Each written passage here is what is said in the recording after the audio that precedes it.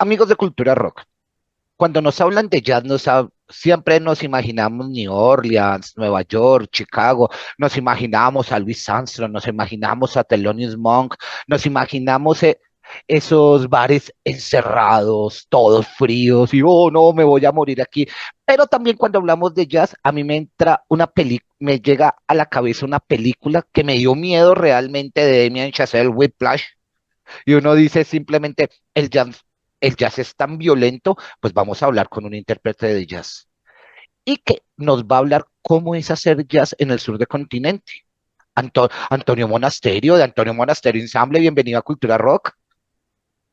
Hola, ¿cómo estás? Muchas gracias por la invitación.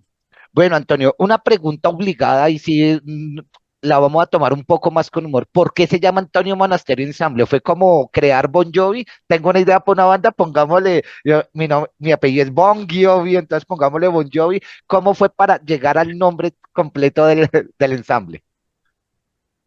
Bueno, claro, como tú comentabas, proviene un poquito nuestra música, es más bien fusión o un jazz moderno, contemporáneo.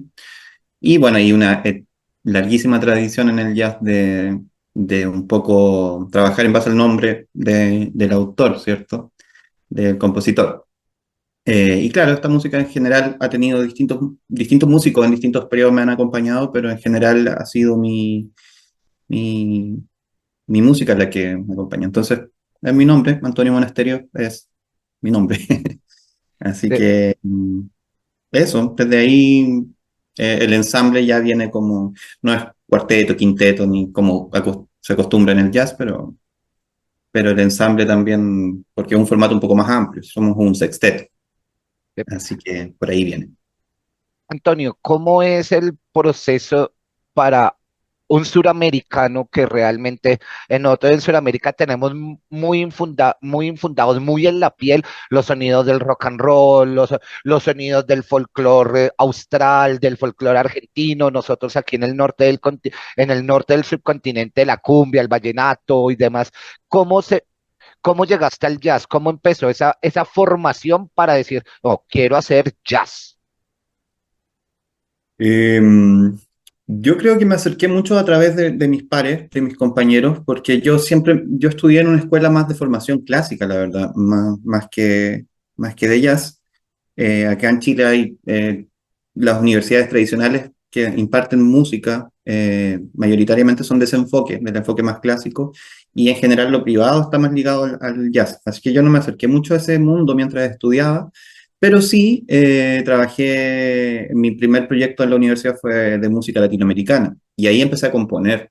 Y dentro de ese grupo habían músicos que algunos se relacionaban un poco más con el jazz, otros con las músicas del mundo, sobre todo con las músicas andinas también, músicas tradicionales. Entonces yo, de hecho, abordo el jazz desde la fusión porque uso la guitarra transpuesta, que es la guitarra acústica de alguna forma, que tampoco es tan común en el jazz, ni moderno ni antiguo, la verdad. La guitarra llegó hasta la guitarra eléctrica, un poco, guitarra de caja en el jazz. Entonces, por ahí fue el encuentro con ese género, con músicos que empezaron a aportar dentro de mis composiciones ciertos elementos jazzísticos.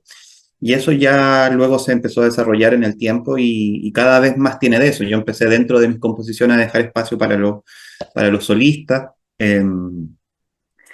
Por eso mismo yo considero que mi ensamble es mucho más jazzero que yo propiamente. Yo no tengo eso, es- no es necesariamente mi búsqueda es más, de hecho me gusta ese juego de alejarme un poco del jazz lo más que pueda, aunque se perciba siempre esa esencia jazzera. Eh, pero eso es principalmente como un poco fortuito el encuentro con el jazz. Ahí, Antonio, hay siempre la idea de que el jazz es como demasiado suave, pero realmente instrumentalmente es muy técnico. Un ejemplo simple, Charlie Watts era baterista de jazz realmente, que tocaba en una banda de rock, listo, eso es otra cosa. ¿Cómo ha sido esa transición ahorita que dices que las personas de tu ensable son más yaceros que vos? ¿Cómo ha sido esa transición de traen las ideas, llamémoslas así, son más puristas, Y vos intentando salirte, no ser tan homogéneo con las raíces del género. ¿Cómo ha sido esa unión y ese trabajo en grupo? Muy, muy interesante. En general, como te comentaba, la primera formación que tuvo el ensamble, la primera vez que fuimos a Colombia, que fuimos a Feria de Flores, en ese tiempo estábamos con nuestro primer álbum, que es un álbum mucho más acústico y mucho más de música del mundo. De hecho, ahí utilizábamos instrumentos como el cabal, el ney, que son aerófonos de Europa del Este, instrumentos eh, bien, bien extraños en Sudamérica. De hecho, yo tocaba en ese álbum el oud, que es un laúd árabe. Entonces había toda una búsqueda bien extraña de tímbrica para empezar. Eh, Claro, pero en ese momento eran todos, venían como tradiciones bien distintas, musicales, los músicos de ese formato. Y luego ya, eh, y generalmente los músicos, sobre todo en el jazz, se van moviendo, entre estudiando afuera o entre... Entonces ahí empezó a cambiar un poco el formato y ya hoy hay músicos, bueno, ahora estamos, por ejemplo, con Claudio Rubio, que es un saxofonista chileno muy, muy connotado.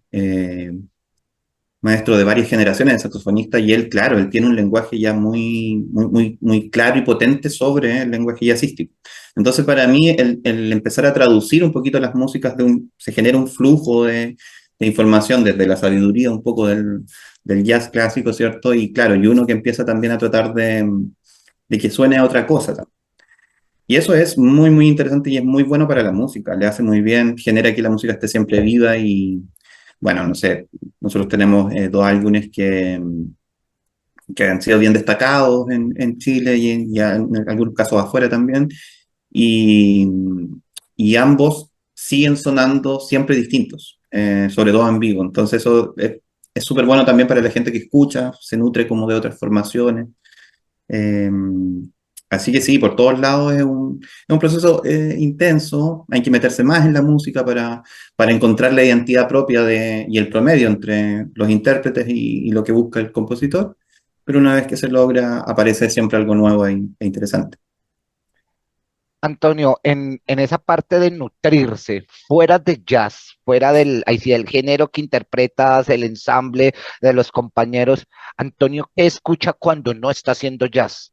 Ahí sí, cuando no está, ahí sí, no está pensando, no sé, tenés una banda favorita que no sea de jazz, no vamos a llamar influencia, sino que tú dices, no, un ejemplo, Nine Inch Nails, Charly García, lo que sea. ¿Qué escucha Antonio cuando no está en su proceso de creación? Eh, Sabes que escucho mucha música y también bien distinta. De hecho, me hace muy bien de repente encontrarme, creo que hago harto el ejercicio de escuchar música para estudiar. Creo que uno cuando compone o está metido en un proceso creativo, es bueno consumir harta música, pero no necesariamente yendo a conciertos o no en la experiencia como en vivo, sino que como generalmente hago búsquedas de cosas que me interesan, eh, que me interesa utilizar también, ¿no? Que es básicamente buscar un poco de ideas también en sonoridades. Ya más allá de cómo se compone o qué tipo de estilo es, no, entonces siempre ando buscando como músicas que generalmente no son muy conocidas. Bueno, hoy en día las plataformas como de Spotify y todas esas cosas ayudan un montón a encontrar joyitas escondidas de todo el mundo. Eh, entonces ahí uno también busca un poco el tipo de lenguaje que uno busca y lo estudia, o sea, cómo suena eso, por qué suena así, el tipo de paleta de colores, qué sé yo.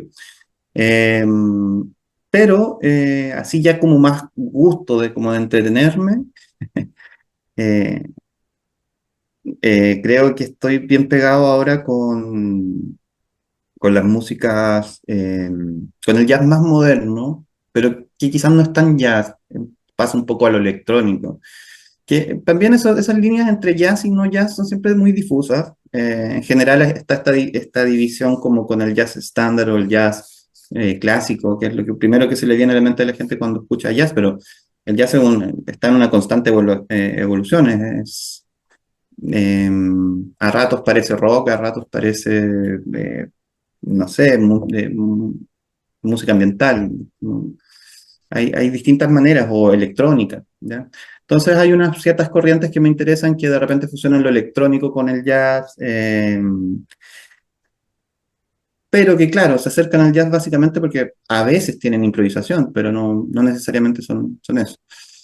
Eh, Así que sí, yo no hago mucho la diferencia entre si, cómo catalogar una música. Escucho simplemente, escucho y sí, no hay algo como tan particular que busque como un grupo o algo así. Sí.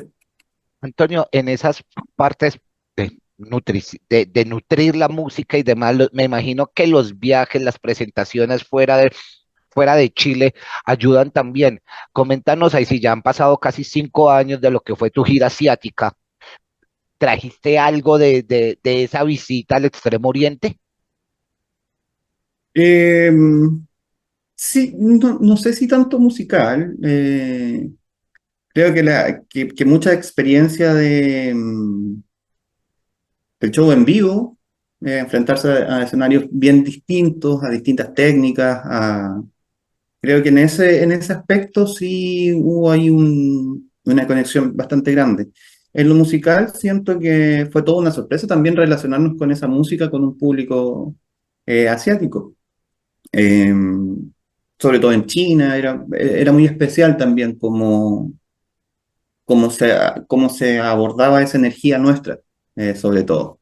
No tanto o sea, cómo nosotros planteamos nuestra música desde el escenario también. Y eso hubo como cosas bien interesantes. Lo mismo en Japón. Así que, claro, creo que una especie de influencia también que funciona como a partir de sumatoria de experiencia.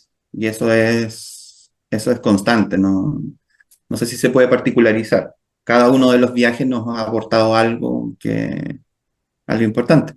Pero no necesariamente está en la música tan nombrable. Creo que es algo que empieza a aparecer porque en realidad uno compone desde todo lo que vive y un viaje hacia afuera, compartir lo más íntimo que hace uno, que es su música, eh, sí o sí influyen en la vida de quien está creando, quien está componiendo.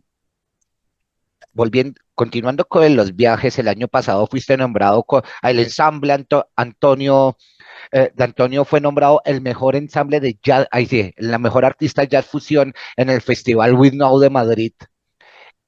Y pues, ¿cómo fue? Ahí sí, te llamaron, correo, hola, sí, Antonio Monasterio, sí, hermano, es que usted ganó. ¿Cómo fue en el momento que te dijeron, bueno, usted es el mejor artista de jazz fusión? ¿Cómo fue esa sensación? Claro, tuvimos un premio de Mejor Artista Jazz Fusión en los premios Pulsar de acá de Chile, que son el reconocimiento como musical más importante de acá del país. Y en Guinea ganamos con la obra Las Furias y el Mar, el álbum de Jazz Fusión también, mi segundo álbum, que es un festival que se hace en Madrid, al que es un festival bien interesante porque postulan obras de distintas disciplinas de las artes y de no todo el mundo, pero son 25 países creo que participan dentro de la convocatoria. Y eso se hace una postulación abierta. Entonces, claro, llegan así 500 proyectos de distintos lugares. Y en general hay un trabajo como de promoción que se hace como en el audiovisual igual, en el cine igual. Generalmente que una obra está lista, se envía distintas cosas.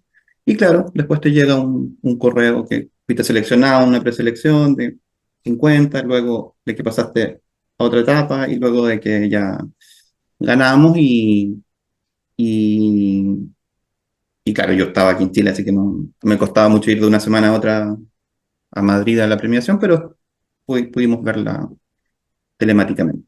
Así que sí, una muy bonito reconocimiento, sobre todo porque también lo que se valoró fue la propuesta.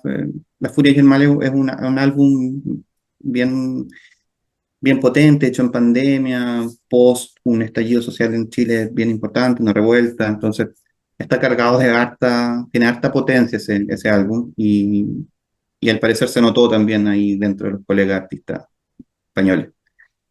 Eh, sí, eso. Eh, ahorita con la llegada a Medellín al Circular, que tu presentación va a ser pronto, el 13 de junio, ya has venido a Medellín, ya conoces, llamémoslo así, el circuito que es el Circular. ¿Qué, no, qué, qué nuevas percepciones tienes? Porque no es volver a la misma casa, porque pues el agua no, la misma agua no pasa por debajo del mismo río. ¿Qué nuevas percepciones, nuevas sonoridades trae Antonio Monasterio Ensamble para este show que es del Circular en Medellín? Que todos están invitados, los que están en Medellín, los que van a ir a Medellín al Circular, para que vayan a ver Antonio Monasterio Ensamble. Así es, el viernes 13 de junio vamos a estar en Circular. Sí, mira, como tú comentabas, claro, hemos ido dos veces. Una vez fuimos solo con el primer álbum, la segunda vez fuimos a Feria de Flores, la segunda vez que fue el año pasado o antepasado, no recuerdo muy bien. El año pasado, sí, estuvimos en la Feria del Libro, en el Jardín Botánico, eh, y ya ahí llevábamos Las Furias y el Mar, este segundo álbum.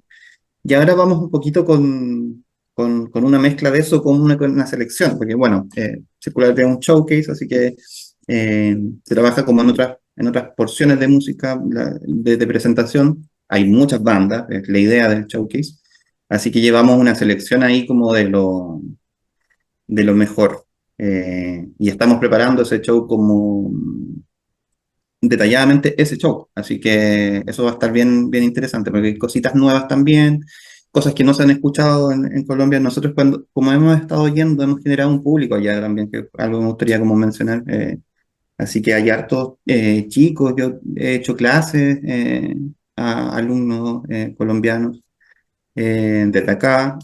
Una ocasión tuve la oportunidad de hacer una residencia artística de Orarango, una escuela de música y a través de un proyecto y ver música y todo el cuento. Entonces también hay una relación un poco con lo que yo enseño.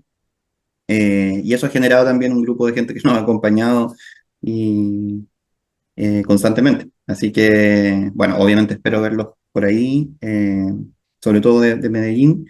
Y, y también, claro, mostrar un poquito la potencia que tiene este ensamble también desde ahora, porque estos choques, bueno, están siempre pensando en abrir nuestro trabajo, nuestras carreras, pero ya desde este año tenemos unas misiones nuevas también, vamos a estar girando en Canadá muy lueguito después de Colombia, y luego ya a fin de año vamos a festivales importantes en Europa, entonces se vienen hartas cosas interesantes para nosotros y esta es como el principio. En Circular vamos a dar como el puntapié inicial a una nueva fase un poquito, ¿ya?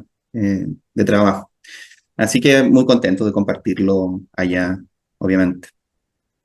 Antonio, Valparaíso, llamémoslo así, si lo podemos poner como en paralelo, Valparaíso es como Medellín aquí en Colombia, son ciudades importantes donde la movida musical y cultural es importante.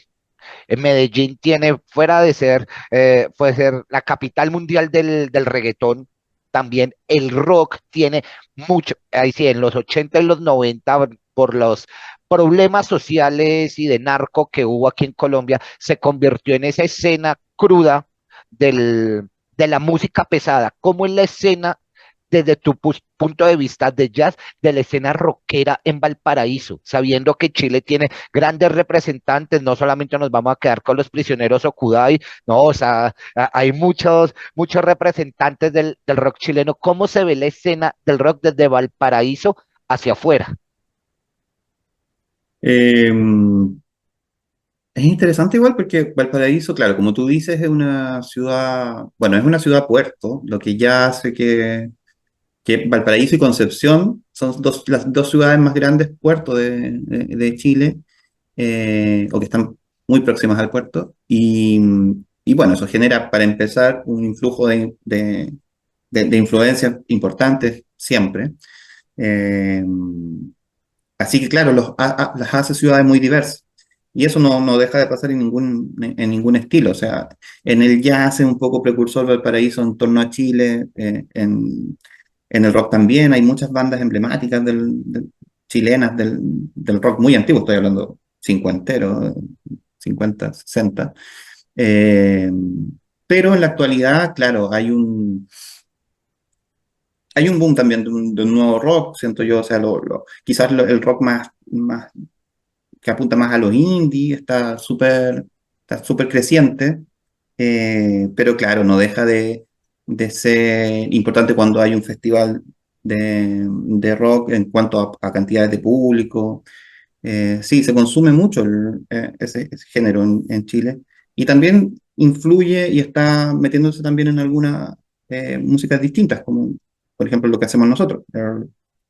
Si ustedes van a nuestro concierto se van a dar cuenta que hay harto de rock también. Es una fusión bien potente. Eh, Sobre todo en lo que respecta al verdadero rock, que es lo actitudinal, ¿cierto? Como la sonoridad, eh, esa gana de cabecear.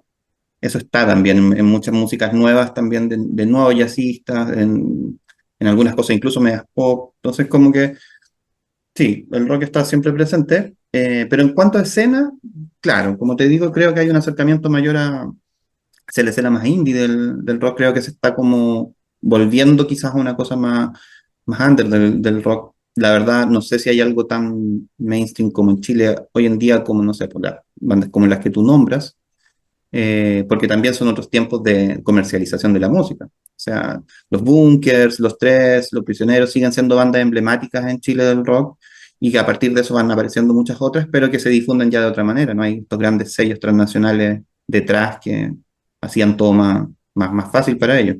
Ahora, muchos sellos independientes, y yo creo que eso es una movida súper buena con respecto sobre todo a estos géneros, al jazz, al rock, que son géneros que también tienen como orígenes un poco under a veces.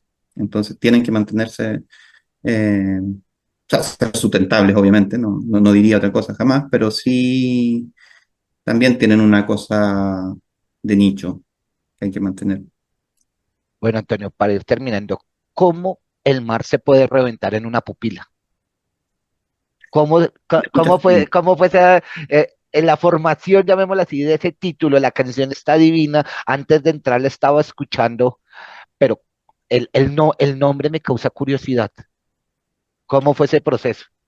Sí, lo que pasa es que todo ese álbum, Las Furias y el Mar, está inserto en una reflexión bastante grande, que es la que te comentaba. El disco fue hecho en una etapa de encierro y sobre todo saliendo de un proceso en Chile bien importante, que fue un levantamiento popular de proporciones nacionales, eh, que puso en jaque la constitución del país, todo un cuento. Y fue un proceso donde hubo mucha violencia también. Por tanto, a mí lo que me llamó como artista a reflexionar ese tiempo de un poco eh, desfasadamente, pero en ese tiempo de encierro fue reflexionar sobre la violencia. Entonces, cada uno de los tracks aborda un tópico de la violencia, o una mirada, ya, de una manera más cercana quizás a lo sociológico que a lo moral. Ya no había una búsqueda como de lo bueno y lo malo de la violencia, sino más bien es como es parte de nuestra naturaleza humana también, y como cuando nos encontramos en la calle y en un disturbio hay dos potencias intentando violentarse. Así que eso como fenómeno social es muy interesante, cada uno de los temas los abordé así, y en La pupila revienta el mar es un poco una metáfora de la cultura de lo violento y cómo en las ciudades puerto se metaforiza un poquito eso en el aire salino, en algo que no podemos ver continuamente, sin embargo está en nosotros siempre. O sea, solo basta salir de la ciudad y volver a entrar y darse cuenta de que en realidad estamos siempre en el mar. Huele el mar, la sal, están las partículas del aire. Y esto es una ciudad de cordillera de la costa, que se llama aquí en Chile geográficamente, y son cerros emplazados frente al mar. O sea, hay una idea visual ahí metafórica con respecto a eso. O sea, el mar llega y choca con el puerto, y ese puerto somos nosotros. Bueno, y la pupila es la metáfora básica de la entrada a nuestra intimidad. Entonces, ¿cómo nos relacionamos como sociedad con la cultura de lo violento, que no es una cosa local, sino que es una cosa universal, es a través de recibir esa influencia foránea. O sea, somos cultura occidental, entre comillas, en base a eso, en base a cómo nos llegan a nuestros puertos todas estas ideas también. Y cómo también las consumimos a diario, a través de televisión, a través de distintos mecanismos y dispositivos sociales, ¿no? O desde la misma educación.